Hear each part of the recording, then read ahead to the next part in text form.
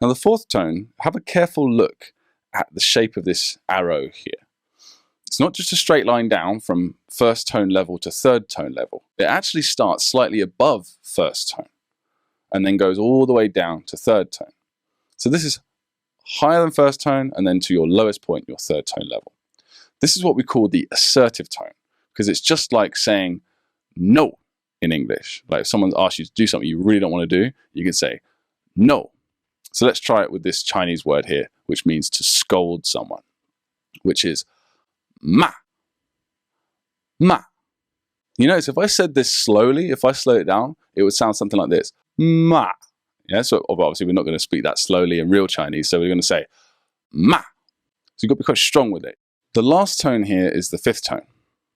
Some people say it's a tone, some people say it's a minor tone, and the others a major. Or so.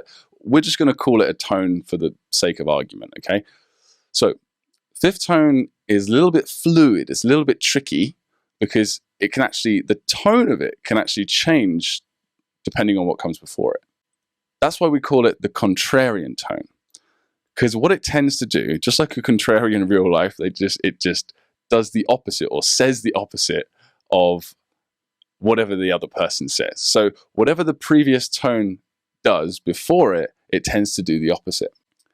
But one thing that's always common is that it's always very, very short.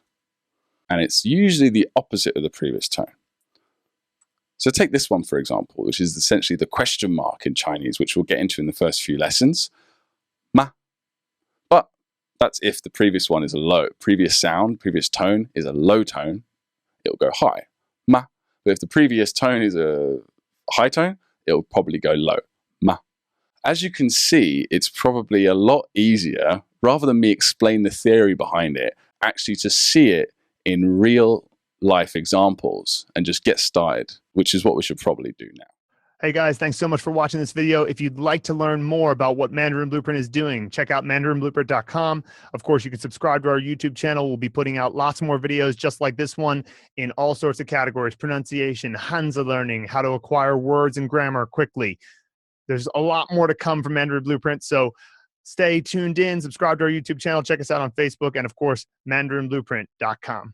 See you soon.